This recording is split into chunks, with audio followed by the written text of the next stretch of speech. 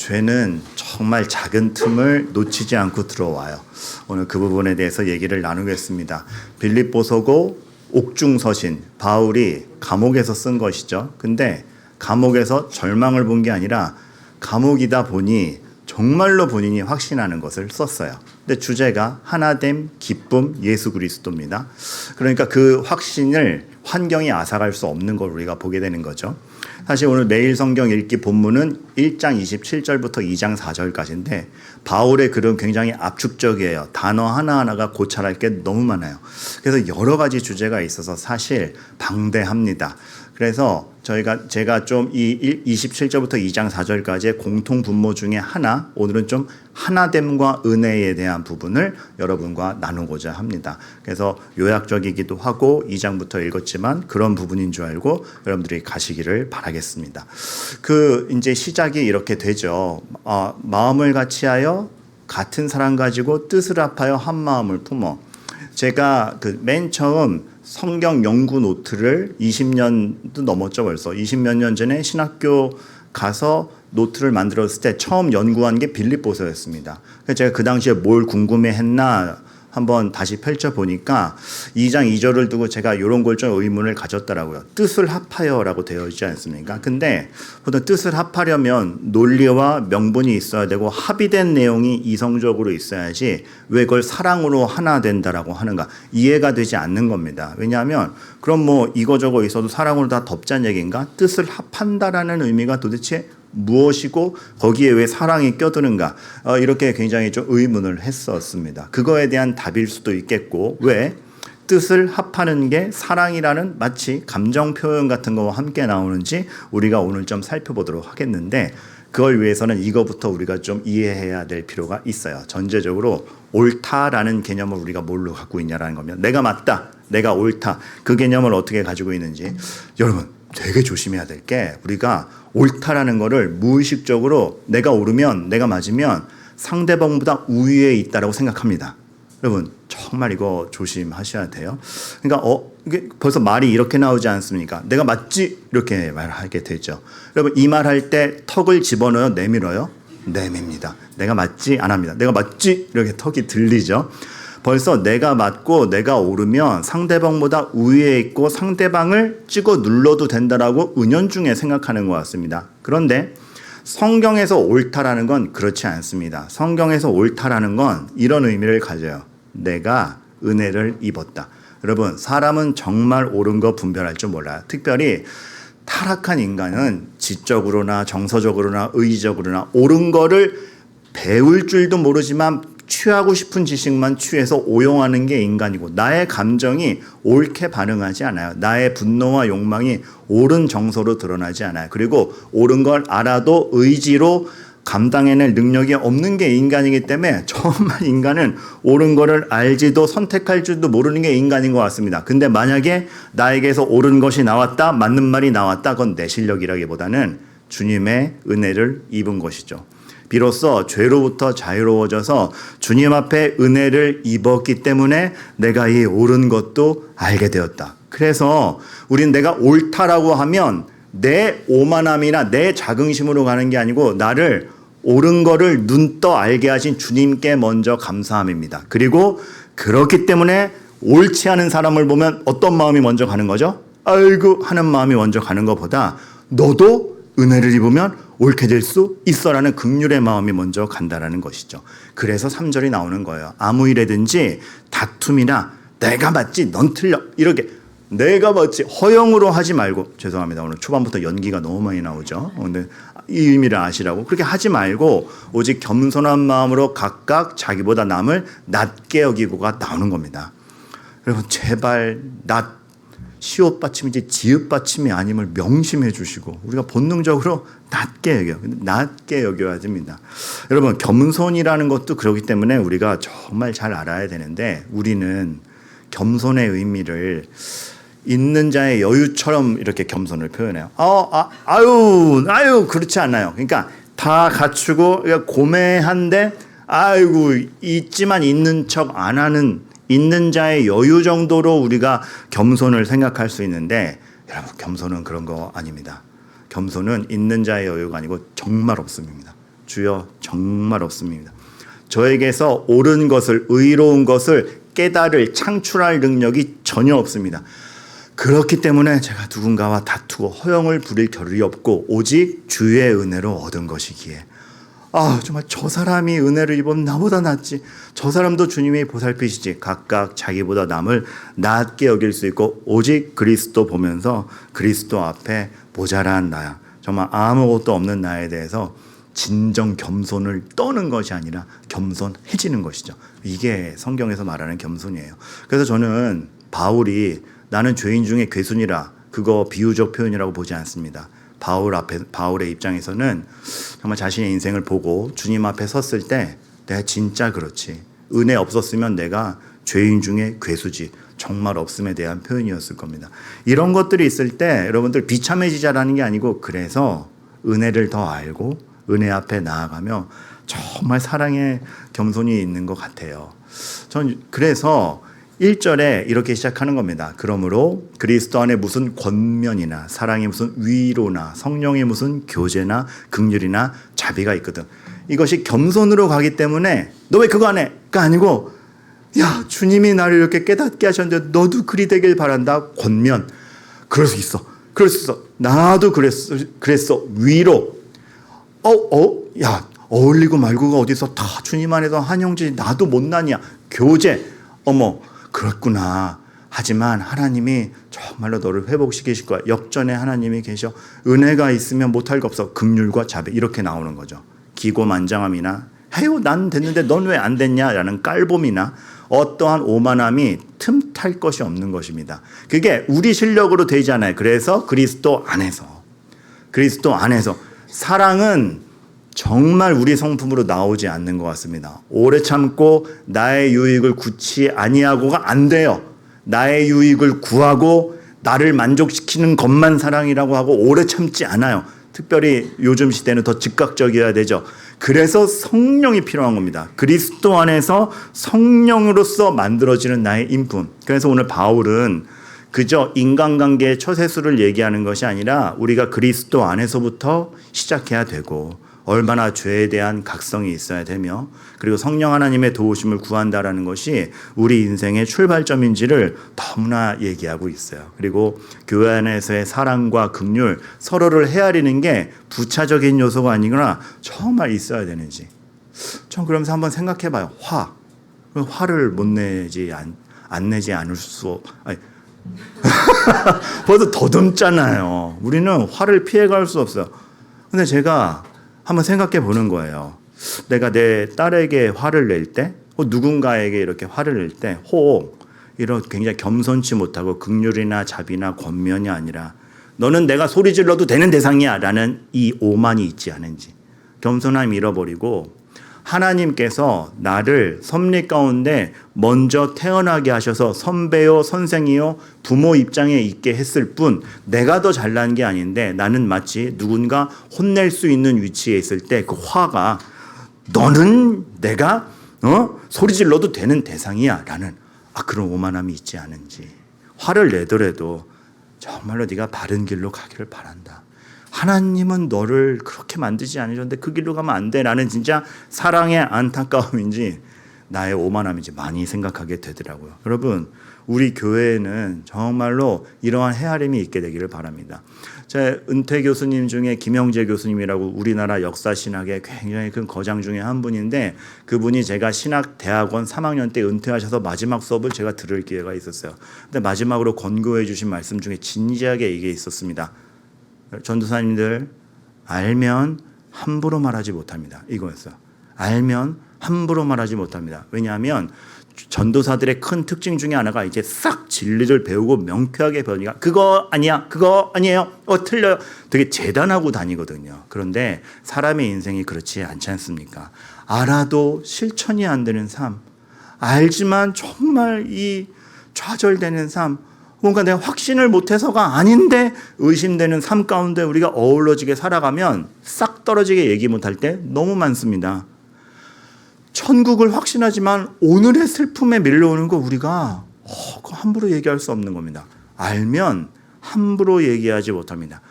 저는 이 겸손이 우리에게 진짜 있어야 된다라고 생각이 돼요. 그 교수님께서 그런 말씀을 하셨어요. 그 칼 바르트란 신학자를 두고 얘기하는 건데, 칼 바르트란 신학자는 이 보수적인 입장에서 보면은 굉장히 그 성경을 훼손한 사람처럼 취급돼요. 그래서 되게 강한 보수적인 신학교에서는 칼 바르트라는 사람에 대해서 아주 반감을 갖습니다. 그런데 칼 바르트라는 신학자가 살던 시대를 보면 정말 성경이 하나님의 말씀이 아니고 예수 그리스도가 신이 아니며 성경은 결함이 많다라고 자유주의라는 신학이 막 팽배했을 때예요. 그런데 그렇게 모든 성경의 권위와 하나님의 권위가 무너질 때 그래도 그 속에서 끝까지 가장 보수적으로 예수 그리스도의 이름을 지켜냈던 게 칼 바르트거든요. 그 시대에서 보면.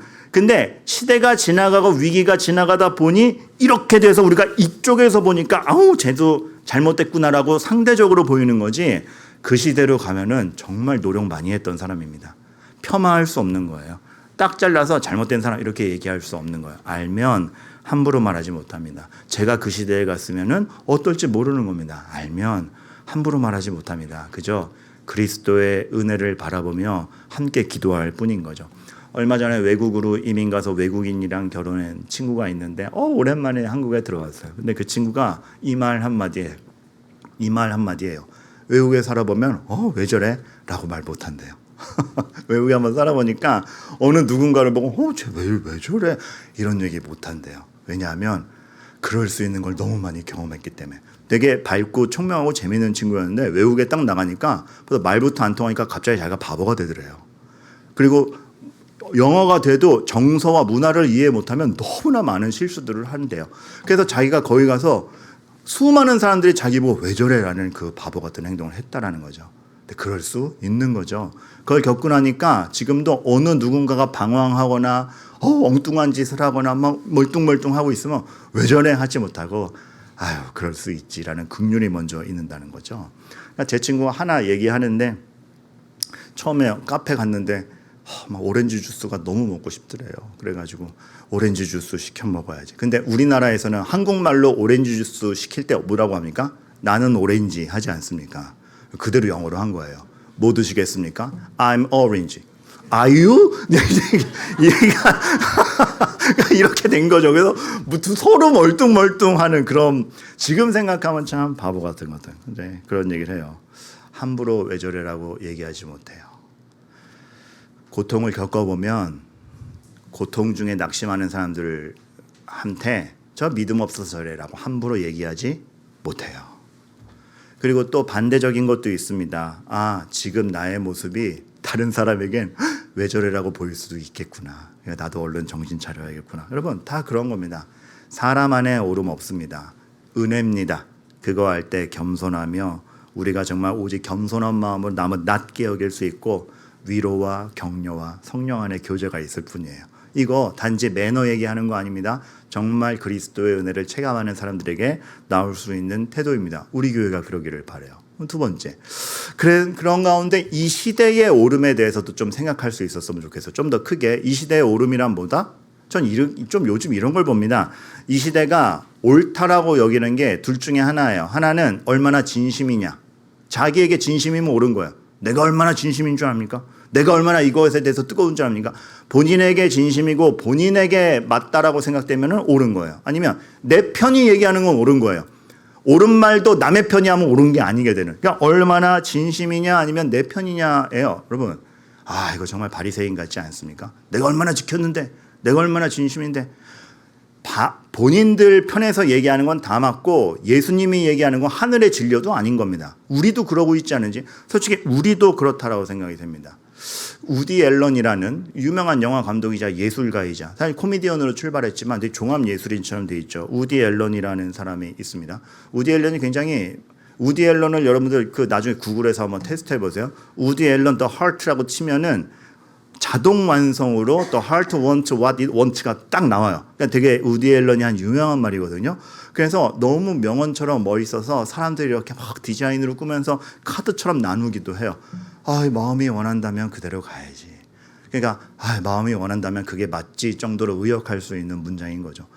내 마음이 글로 간다면 그게 맞지. 근데 여러분, 저는 이 문장이 너무 심란하고 너무 역겨워요. 왜냐하면 이 말을 언제 했냐면 우디 앨런에게 여러 부인이 있었는데 이 동양인 부인을 취한 다음에 왜 그 여인과 결혼했습니까? 라고 하니까 했던 말이거든요. 내 마음이 가면 그 마음대로 해야지. 근데 여러분, 제가 왜 이것에 대해서 정말 참지 못하겠냐고 말하냐면 이 동양인 여인이 그냥 사랑하는 여인이 아니라 입양 딸이었어요. 입양 딸이었는데 자기 부인 버리고 결혼을 한 거예요. 그러니까 얼마나 말도 안 되는 상황입니까? 그때 기자가 물었죠. 아니 어떻게 그럴 수 있습니까? 내 마음이 원한다면 그대로 하는 거지. 여러분 이게 세태예요. 자기 마음의 확신이면 기준이 되고 정답이 돼요. 이게 외국 얘기라서 여러분 너무 좀 거리감 되면은 우리나라 버전으로도 똑같은 말을 좀 다르게 하신 분이 있거든요. 이거 말씀드리면 더 마음에 확 와닿을 거예요. 사랑에 빠진 게 죄는 아니잖아. 우리나라 버전. 똑같은 말이에요. 근데 이게 똑같은 말이요. 내 사랑이 진심이면 죄는 아니잖아. 다행히 이분은 회개하셔서 양관식이 되셨습니다. 그래서 이제 그거는 그래서 너무 나쁜 장면만 보여드리는 것 같아서 이제 철저히 회심은 했어요. 그래서 이제 양관식이 되어서 평화롭게 죽었는데 여러분 세태가 그래요. 이 시대의 옳다라는 게 얼마나 진심이냐에 달려 있어요. 여러분 그렇지 않습니다. 그리고 우리가 굉장히 속는데 내 편이냐예요. 정말 내로남불이에요. 내 편이 말하면 다 맞고 아니면 다 틀리게 되는 그러한 마치 마음과 뇌가 굳은 듯한 태도 안에 우리가 이미 있지 않은가. 여러분 그렇지 않습니다. 철저히 내가 틀릴 수 있고 진리는 주님밖에 없고 그래서 주의 말씀 앞에 나를 매일 바라보고 아전인수하지 않고 주께서 주시는 성령의 은혜를 기대하는 게 너무 중요한 거야. 이거부터 자유로운 사람이 너무 없어요. 저는 그런 의미에서 절제와 권위라는 게 너무 좋습니다.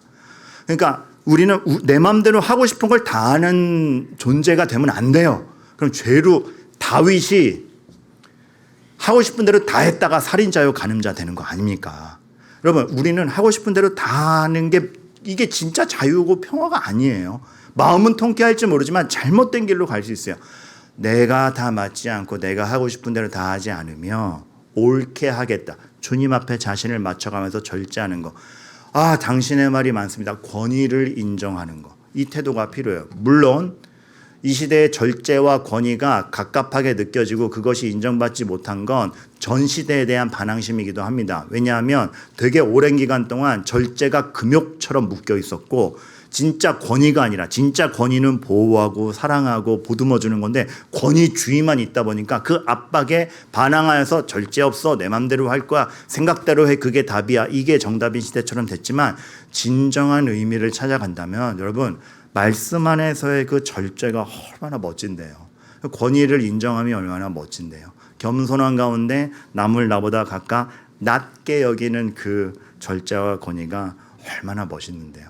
그럼 저희 교회는 그렇게 가기를 바라겠습니다. 자꾸 이 시대가 절제, 권위, 명령을 따름에 대해서 폄하하고 뭔가에 묶이는 것에 대해서 갑갑하고 자유를 해치는 것처럼 생각하는데 절대로 그렇지 아니하고 정말로 그 하나님 말씀 안에서 진짜 자유가 무엇인지 난장판으로 뛰는 게 아니라 트랙 안에서 서로 선의의 경쟁을 할 수 있는 그 달리기가 더 멋있고 안전하다는 것을 우리가 좀 알 수 있으면 좋겠다라는 생각이 듭니다. 그래서 이 시대는 너무 내 편이냐 내 만족 시대 아닙니까? 다 내 편이냐 내 만족이냐 벌써 다 그렇게 돼 있잖아요. SNS 이미지의 시대잖아요. 그 사람이 진짜 괜찮은 사람이냐가 아니라 괜찮아 보이느냐의 싸움. 우리는 노출된 사람들이 누가 진짜 괜찮은 사람인지 모르겠어요. 고발의 시대고 이미지 훼손의 시대고 우리도 그 이미지에 홀랑 넘어가지 않습니까? 어느 순간에는 정말 좋은 사람이다 했다가 하나 딱 거슬리면은 그 이미지 무너지면은 정말 언제 그랬냐는 듯이 욕하고 그러는 것을 보면 우리가 뭔가 정말 내 감정과 내 만족도에 기준되어 살아간다 이런 시대인 것 같아요. 여러분 절대 그렇지 않습니다. 하와를 봐요. 아담과 하와를 봐요. 보암직도 하고 먹음직도 하고 이미지를 쫓아갔죠. 하나님 말씀이 아니라 이미지와 본인 탐욕을 쫓아갔죠. 망하는 겁니다. 아담도 내 부인의 말인데 하나님 말씀이 아니라 내 편이냐를 찾았죠. 그러니까 진짜 내 편이기 위해서는 하나님 말씀 안에서의 내 편이냐가 중요한 것인데 우리가 그 개념을 좀 너무 잘못 가지고 있는 것이 아닌가. 여러분, 우리 교회 안에서는 정말 그거를 뛰어넘는 믿음 안에서의 하나됨이 진짜 있기를 바라겠어요. 서로 믿음을 얘기하며 하나 된다라는 것이 얼마나 진짜 서로를 사랑하고 그 내 자신의 생각을 정말 성숙시킬 수 있고 진정 자유를 가져다 주는지. 그래서 여러분들 이 하나됨이 믿음 안에서 깨지지 않았으면 좋겠는데, 여러분 조심. 하나됨을 깨는 죄. 죄는요, 그 하나됨을 정말 깨려고 엄청 노력해요. 하나됨은 하나님이 우리에게 주신 너무 좋아하시는, 하나님이 좋아하시는 모습입니다. 삼위일체 하나님을 우리가 닮았잖아요. 그래서 삼위일체 하나님을 닮아서 사실 우리는 죄 없던 시절에 내 이웃을 내 몸과 같이 사랑하는 게 가장 기쁘고 그럴 수 있도록 창조되었습니다. 죄 때문에 그게 빠그라졌죠. 죄 때문에 그게 망가졌죠. 그래서 죄로 타락한 여러 특성 중에 하나됨의 깨짐이 굉장히 큰 특징으로 나오는데, 타락하자마자 하나님이 아담에게 왜 먹었냐 물으니까 아담이 뭐라 그럽니까? 하나님이 나에게 주신 저에다 때문에. 탓합니다. 탓. 벌써 분리된 가운데 남 탓을 하고 너 때문이야가 나옵니다. 일체성이 깨지는 것이죠. 바벨탑은 언어가 분리되죠. 그래서 사람의 깨짐, 하나됨의 깨짐이 나옵니다. 근데 오순절 성령 강림 사건에서 방언이 터지는 건 뭡니까? 그저 외국말 하는 게 신기하다라는 게 아니라고 말씀드렸죠. 그 나누어진 언어가 다시 하나로 모이는, 하나님은 우리의 하나됨을 너무 중요하게 여기세요. 그리스도 안에서 하나됨, 그리스도가 머리 되셔서 내가 하나 죽음으로써 다 살 수 있는 그것. 근데 아담 하나 타락하니 그 아름다운 공동체가 전 인류가 다 타락한, 그러나 주님께서 다시 그것을 다 회복시키시는, 여기에서 그 하나됨. 그 하나됨 너무 하나님은 소중히 여기십니다. 그런데 죄는, 이 하나됨을 깨는 죄는 정말 작은 틈 하나를 놓치지 않습니다. 여러분, 우리 교회가 앞으로 조심했으면 좋겠습니다. 죄는 정말 작은 틈 하나를 놓치지 않습니다. 정말 이렇게 하와와 아담과 하와와 대화하는 거를, 뱀이 대화하는 걸 보세요. 정녕 모든 실과를 먹지 말라더냐, 아주 실금을 싹 내죠. 언제 모든 실과를 먹지 말라 그랬습니까? 하나님이 다 먹어라, 모든 걸 먹되 이것만 나와의 약속으로 먹지 말아라, 그거였죠. 다 주셨고 약속의 증표로 하나 먹지 말란 걸 사탄이 아주 실금을 살짝 내면서 묻죠. 정녕 모든 실과를 먹지 말라더냐, 싹 내요. 거기에서 이미 실금이 하나 나면 거기에 충격만 쫙 가면은 빠직하게 됩니다. 하와가 거기에서 빠직해요. 아니 먹지도 만지지도 말라고 하셨다. 언제 만지지 말라 그랬어요? 먹지 말라 그랬죠. 그러니까 벌써 실금 앞에 과장을 과장으로 받아들여서 자기도 없는 말을 자기도 모르게 지어내는, 그래서 먹지도 만지지도 말라 그러면서 빠삭한데 자기 말에 자기가 자가당착에 빠지죠. 그러고 보니까 왜 먹지도 만지지도 못하게? 뭐 딴 거 있는 거 아니야? 하나님 이거 우리 안 위하는 거 아니야? 그 실금 하나가 팍 파고드는 게 하나님이랑 사람 사이도 갈라놔요. 여러분, 죄 없던 시절에 그 실금이 유효했습니다. 죄 없던 시절에 그 실금이 유효하게 작용해 버렸어요. 하물며 죄인된 우리에게 이 실금 하나 나는 게 얼마나 크게 작용하겠습니까? 여러분, 정말 은혜 가운데 있으시길 바라겠어요. 죄는 정말 작은 틈 하나를 놓치지 않습니다. 정말 실금 같은 오해 하나, 실금 같은 삐짐 하나, 실금 같은 미움 하나 사탄은 놓치지 않아요. 빠직하게 만듭니다. 넘어가지 마세요. 여러분들의 모든 것이 정말로 은혜 가운데 있는지를 여러분이 좀 봐주시기를 바라겠습니다. 예전에 같이 사역했던 목사에게 들었는데 저에 대한 이게 평가를 확 바꾸게 되는 게 한마디 말이었대요. 딱 한마디 말이었대요. 그러니까 그런 상황이어서 제가 한 교회에 사역하고 내려놓고 다른 계획이 있어서 갔다가 그 계획이 좀 원래대로 안 돼가지고 좀 지지부진했어요. 근데 그 지지부진한 사이에 이상한 소문이 돈 겁니다. 지금 교회가 어려우니까 전략상 나갔다가 유리할 때 다시 돌아오려는 게 박민근 목사의 계략이야. 그래서 다시 돌아올 때 여기 지금 담임 목사님 박민근 목사 좋아하니까 누군가 한 자리 밀어내고 들어올 거라고 조심들 해야 돼라는 소문이 나 있는 건데, 제가 일단 사역지가 어떤 상태이기 때문에 어떤 서류를 떼려면 이전 사역지에서 띄어야 될 거 아닙니까? 서류 뛸 게 필요해서 사무실을 찾아간 적이 있어. 서류 띄러. 근데 그 서류를 띄러 온 거를 누군가 본 거예요. 그걸 보고 목사님에게 한마디 했답니다. 거봐. 근데 이 거봐 한마디가 실금의 조각을 쫙 낸 거죠. 거봐. 진짜네. 야, 사람 그렇게 안 봤는데 그 뭐 날 밀어낼 거야? 저 사람 밀어낼 거야? 어이구 참. 야, 이거 아주 전략적으로 나갔구만. 여태까지 말한 거 다 거짓말이구만. 그 한 번 실금이 빠직빠직 하더니 항변할 수도 없는 오해로 만들어지는 거. 여러분 사실 이건 굉장히 여러분들도 느끼시겠지만 여러분들도 당해보신 분들은 알겠지만 우리가 받을 수 있는 오해 중에서는 되게 아름다운 편에 속합니다. 이 정도는. 오해 한번 당해보신 분들은 알고 이 정도면 아름답다고. 저 오해 받은 것 중에 제일 좀 허탈했던 것 중에 하나는 제가 사역하던 교회에 옆에 교육관이 있었는데 제가 중고등부 사역할 때 그 교육관을 썼거든요. 그 교육관 총사하고 되게 소중하게 여겼어요. 그랬더니 제가 충성도 실금이 되면은 빠직할 수 있어요. 그 교육관이 제 명의로 돼 있다는 헛소문이 난 거예요. 그러니까 저렇게 충성을 다하지 이런 또 헛소문이 난 거예요. 뭐 반박해도 안 돼. 그러면서 맞물리는 게 그때 저희 아버지도 그 교회 다니셨거든요. 거봐, 장로님이 그 아빠니까 그렇게 되는 거 아니야? 막 그래서 야 진짜 여러분 혹시 지금 실금에 빠직하고 있지 않으세요? 여러분 한마디에 그럴 줄 알았어. 아이씨 하나가 그리스도를 두고 나도 은혜 가운데 있고 실금이 있다면 은혜로 막아서 깨지지 않게 해야 될 우리가 더 조각조각 내고 있지 않은가. 우리의 오만으로. 오늘 여러분에게 있는 모든 감정과 확신 중에서 한번 기도하며 생각해 보시기를 바라겠어요.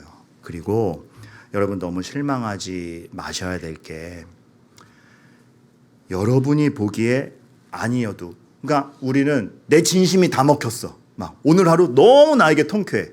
그날이 주님한테 아닐 수 있는 겁니다.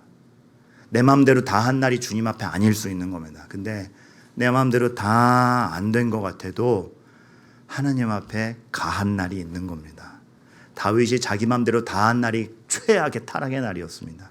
근데 자기를 부정하고 철저히 회개한 날이 하나님 앞에 옳은 날이었음을 생각하면 오늘 여러분들에게 여러분의 뜻대로 펼쳐지지 않고 내 진심이 안 먹힌 것 같은 날이 망하는 날이 아니라 하나님이 여전히 지켜가시는 날인 줄 확신한다면 정말 사랑으로 그리스도 안에서 성령 안에서 무슨 권고나 무슨 위로나 그죠?